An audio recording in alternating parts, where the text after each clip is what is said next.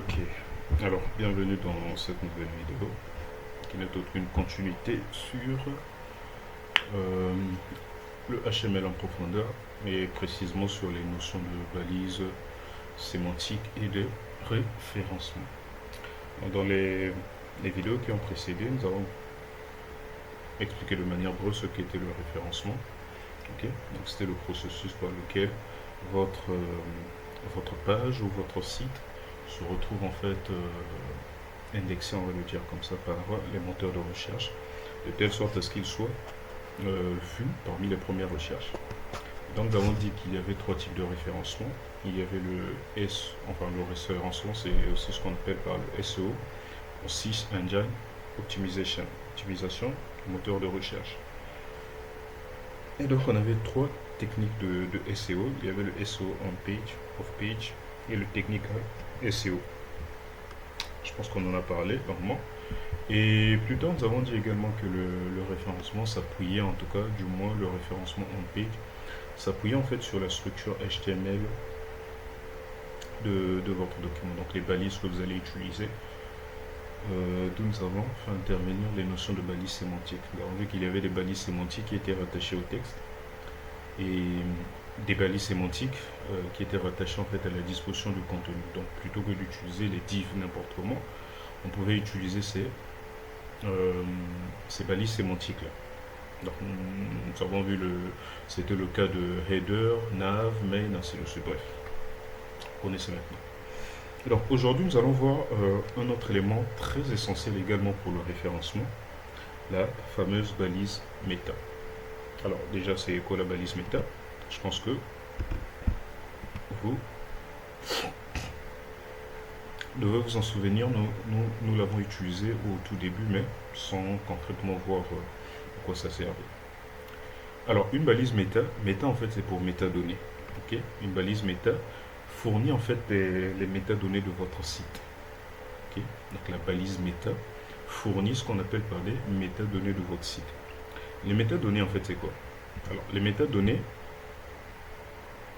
métadata ou métadonnées, ok, ce sont des informations invisibles de votre site mais utiles pour les moteurs de recherche. Donc en gros, ce sont des informations en fait qui expliquent, ok, des informations à propos de votre site, voilà, on va le dire comme ça, ok, qui sont utiles pour les moteurs de recherche. Donc les moteurs de recherche, lorsqu'ils vont indexer votre site dans le but de le référencer, avant même de lire en fait la structure HTML de votre code, ils se servent d'abord des métadonnées. En fait, ils se renseignent au niveau des métadonnées pour avoir une idée de quel type de texte, quel type de site s'agit-il. Est-ce qu'il a la permission en fait d'indexer? Parce que oui, c'est normal en fait, parce que le web, n'importe qui peut entre guillemets avoir accès au web, et donc il faut bien trouver un moyen pour donner l'autorisation au moteur de recherche ou à d'autres outils de pouvoir lire le contenu de votre site. Donc par exemple, vous allez pouvoir donner l'autorisation au moteur de recherche d'indexer votre site, et ça c'est à travers les métadonnées qu'on le fait. Donc nous avons, voici un exemple en tout cas de balise méta. Ici nous avons la balise méta char7 et la balise méta viewport.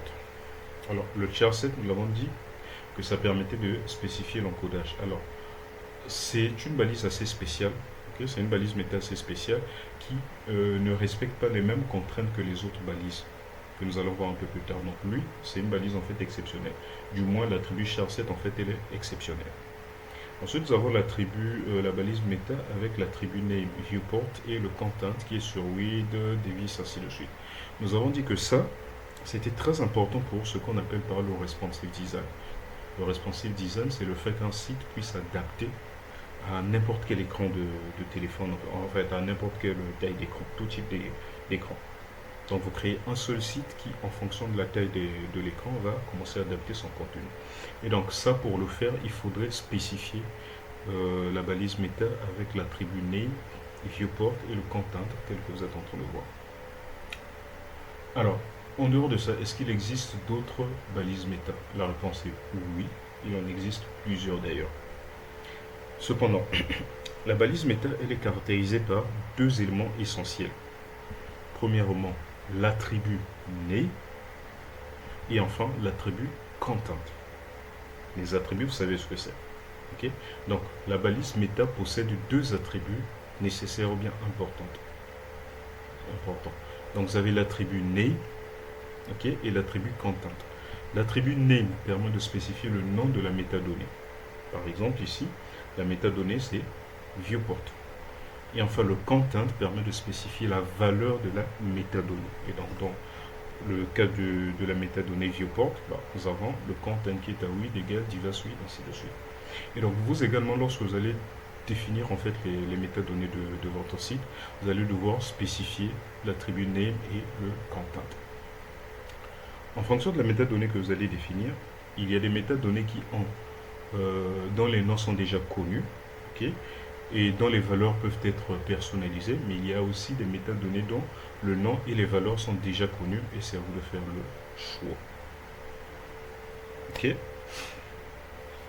Alors, si c'est bon pour tout le monde, attention, je répète encore, il est très important de définir les métadonnées.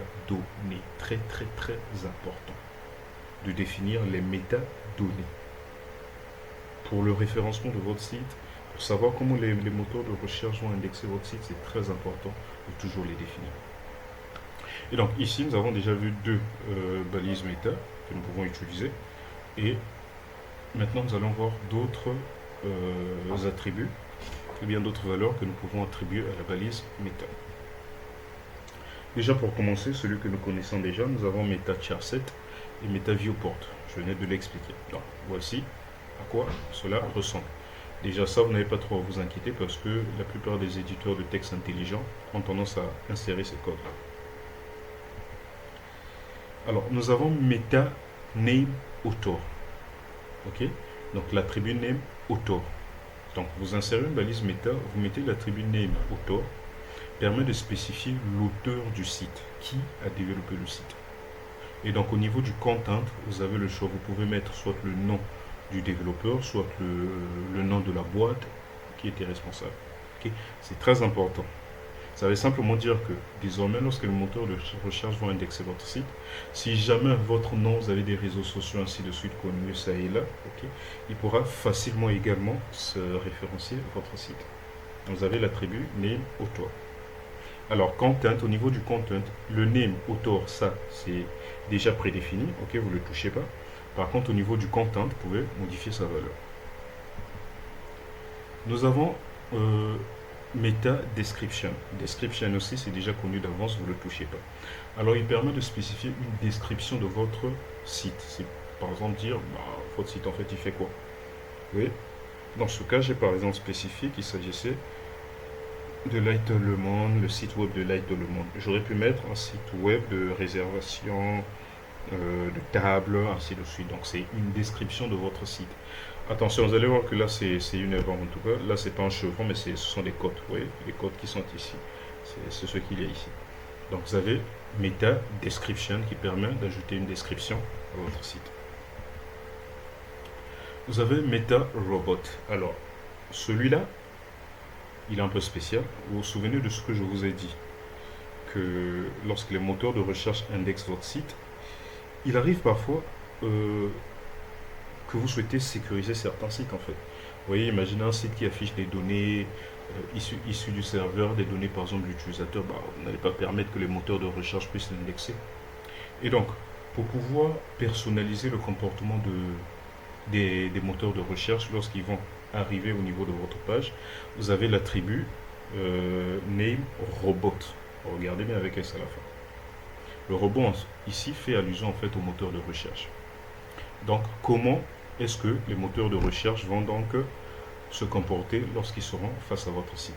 Alors, vous avez plusieurs valeurs que vous pouvez spécifier. Maxi, 2 valeurs. Sinon, vous pouvez mettre une seule valeur.